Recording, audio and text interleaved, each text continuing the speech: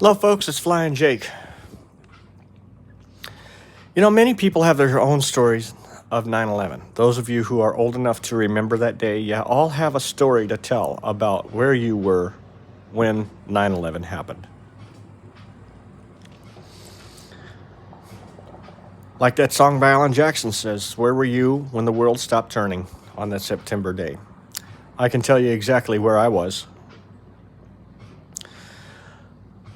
My 9/11 story actually starts on the weekend of September the 7th. It was a Friday.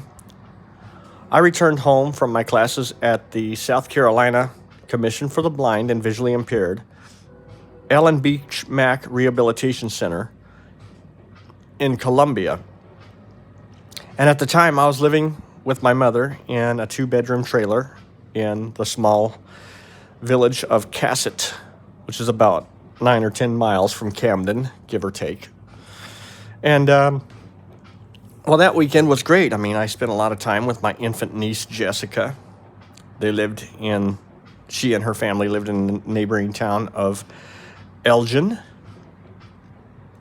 And so, yeah, that weekend was great. And then on Monday, I returned to the Commission for the Blind. It was Monday, September 10th of 2001. And I was anxious for the week ahead. I was taking my GED pre-test.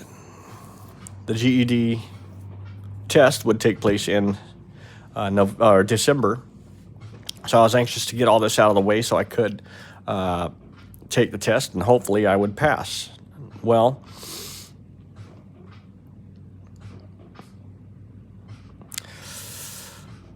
on this night, after class, I and a bunch of other blind clients hung out and we went to the local library and checked out a few audiobooks, and then we returned to our dorm at the South Carolina Commission for the Blind.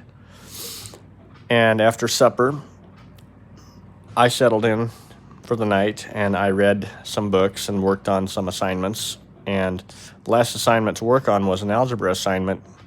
And I suck at algebra, so I was terribly slow at this. So by the time I got done, it was around maybe 1 o'clock in the morning, perhaps. And it was pretty late. But I put my books down and crawled into bed. And the next thing I know, must have been around 8:30, 8:45, somewhere around there. My roommate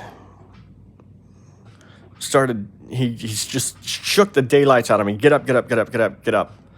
I said, "What's wrong? Is there a fire somewhere? Why aren't the alarms going off?" He says, "No, there's nothing wrong here." He said, "A plane hit the World Trade Center." Well, he was the type that would tell these jokes, these corny little jokes. And I thought, this is just another one of your little foolish deals, I got to get to sleep, Glenn. Can you please just let me get a few more hours of shut-eye before I have to go into class? He said, "If you don't believe me, turn on the news." Apparently, he was out in the lounge. They call it the day room. And they have a TV and some sofas in there, and everybody, can pass the rest of the day in there if they want. They have some games and whatever in there. But he was out there listening to it on the news out there. But I turned on the small TV that Glenn had set up on a table between mine and his bed. And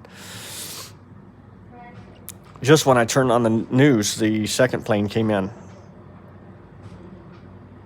And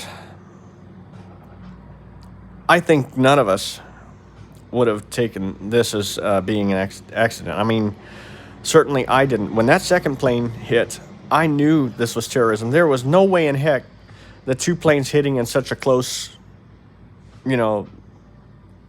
location would be accidental. There's no way. And plus, these planes circled as they came in. According to the news reporters, the planes circled as they were heading into the World Trade Center towers. They had a plan, and they carried it out. Well, I called my mom, and she was crying, and she said, "Yeah, it's horrible." She said, people are jumping out of the buildings. She said, the smoke is just really blanketing Manhattan. You wouldn't believe all the smoke that's in Manhattan. And she talked about everything that was going on. And well, Later that day, I went to my GED test. Well, that morning, I had to go to what they call O&M, which stands for Orientation and Mobility, where they teach you cane skills. And we have a tall building in Columbia. It's the Strom Thurmond building, and I was so scared to pass under that thing. I was so scared to pass that building because I thought, what if something happens here, I didn't know, but I was worried. But I went ahead and walked downtown, and, we came back, and then for the rest of that day, we just huddled around the radio and listened. Even in the GED test room, we just huddled around the radio, didn't do any of the pre-test work or anything, and we listened as the events were unfolding. And then the plane hit the Pentagon, and then those heroic people took that plane down in Pennsylvania in that field. Then the two towers collapsed.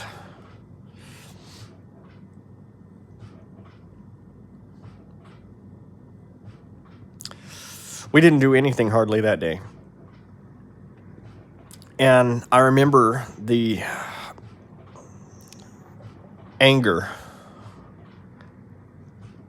that just passed over us in a wave, just around the campus, when we heard that it was Osama bin Laden that did this. We heard that it was Osama bin Laden, and everybody was just, And what really got me, and I told my GED instructor, I said, why didn't we go after him in 1993 when he hit our World Trade Center the first time, when Ramzi Youssef parked that truck in the garage and detonated that bomb? Why didn't we go after bin Laden then? Why wait until something much bigger happens? It still to this day disgusts me.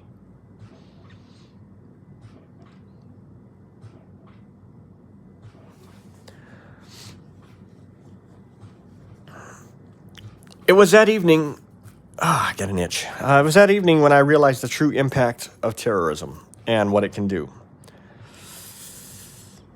After supper, we spent some time in the computer lab on the first floor of the dormitory building. And then I went to a payphone. This was before cell phones became as popular as they are now. And I didn't have a cell phone, so I just went to a payphone, and I had a calling card that I used, and it would work on the payphone. So I called everyone I could think of. I tried my mom. I tried my cousins. I tried my brothers, my sister, everybody I can think of. And I got the same message. All circuits are busy. Try your call again later.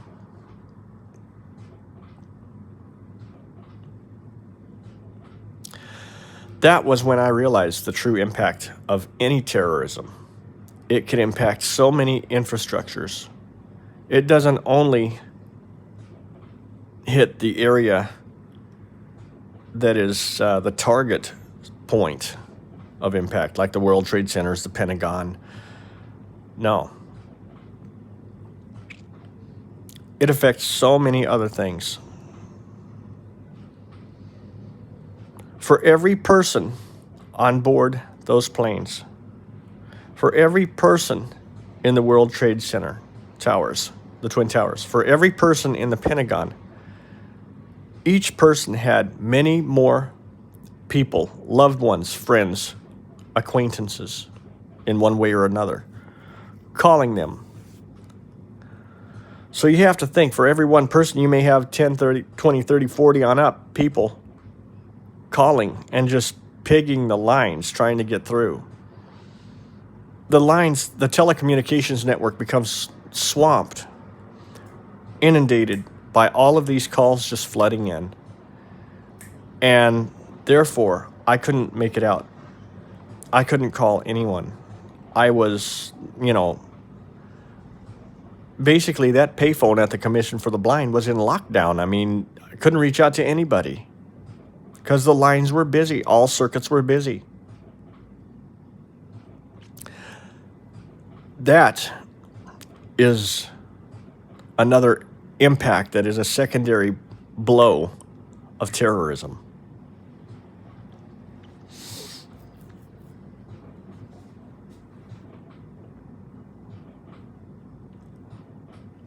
That night I couldn't get to sleep.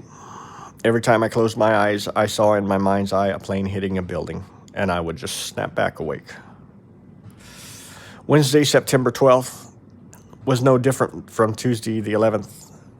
The shock we felt, the sadness we felt was still there. The understanding, the knowledge, that our country would probably never be the same again was there.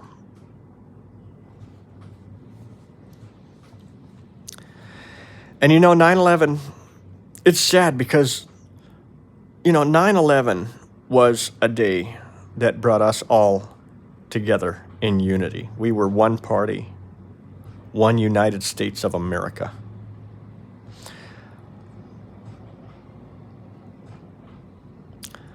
Friday, September 14th, I returned home, and we had a candlelight vigil on my sister's mother-in-law's front porch. And we all sang God Bless America. We sang hymns. We prayed for the families of the fallen and for the survivors who have to deal with this, who had to deal with this, all the burn victims and whatnot.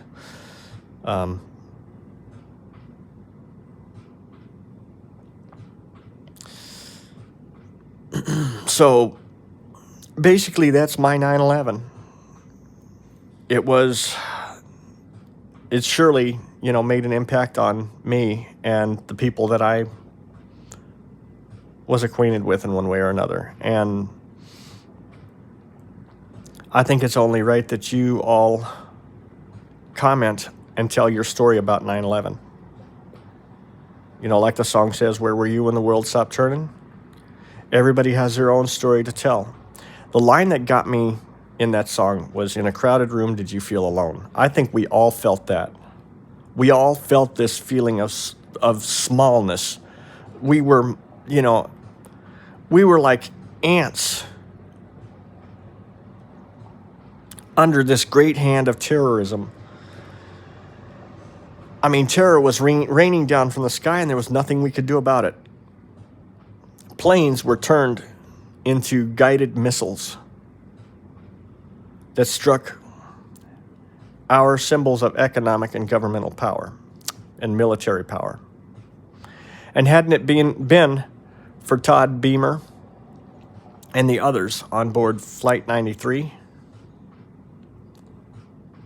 who knows where that plane would have hit. It could have hit the White House. It could have hit Camp David. They could have even flown into Offutt and hit a structure there.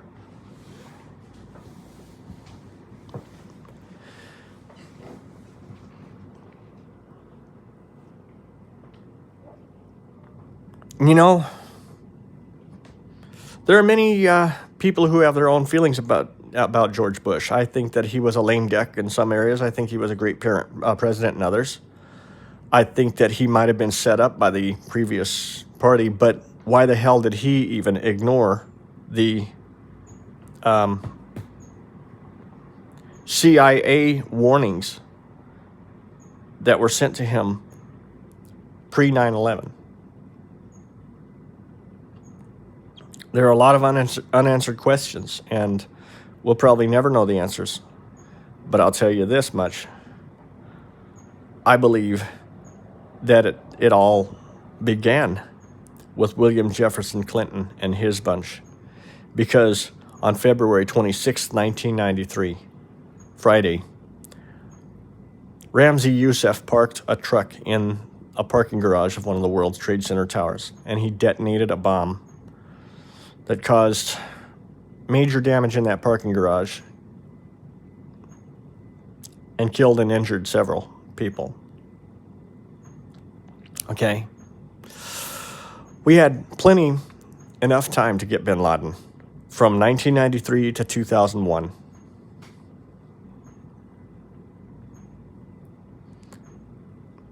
Eight years. But they just dilly-dallied.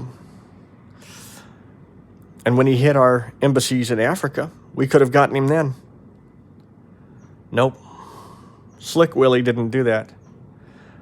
The bombing of 1993, 2 days later, on Sunday, February 28th, it was like everything in regard to the World Trade Center and the terror event that happened was dropped. And all attention was focused primarily on Waco, Texas. You know, and I have to ask this question: was Waco a sort of wag the dog scenario for Bill Clinton to sweep what happened at the World Trade Center under the rug and set us up for something much bigger? I mean, you know, you have to ask those questions. But with all that aside, I must say that 9/11 brought us closer together than ever. I had seen a country more united on 9/11 than I do now. And it's sad. It's sad. We were united on 9/11, but now we're divided over stupid politics.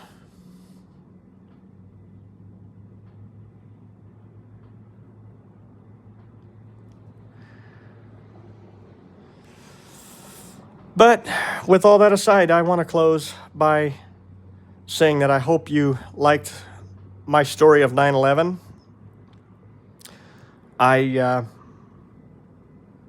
really, you know, I tell this story every year to people because we all have a story to tell on 9/11. And I tell mine. It's my way of coping. It's my way of being able to talk about it. Though it hurts, it becomes easier to talk about. I'm not like I was, you know, 15, 20 years ago, you know.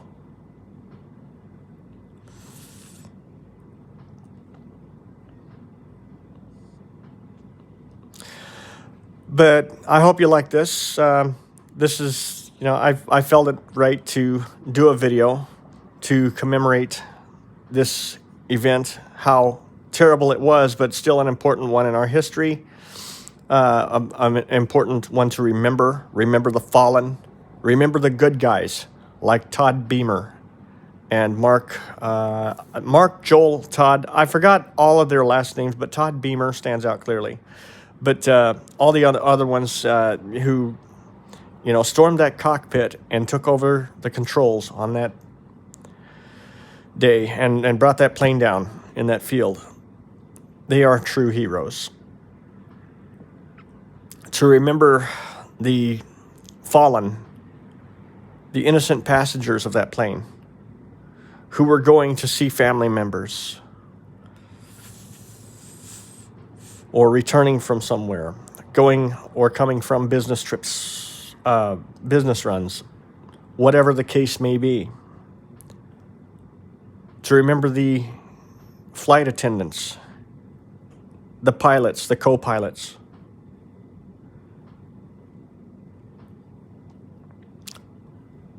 To remember the firefighters who lost their lives after breathing the tainted air at Ground Zero. The firefighters, the paramedics, the police officers.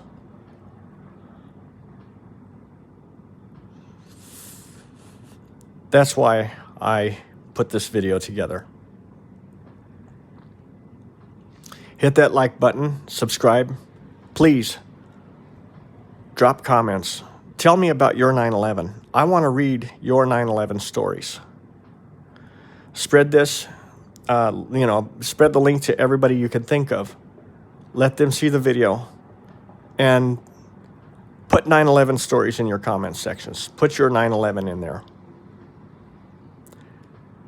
Because after all, this is our 9/11. I'm Flying Jake.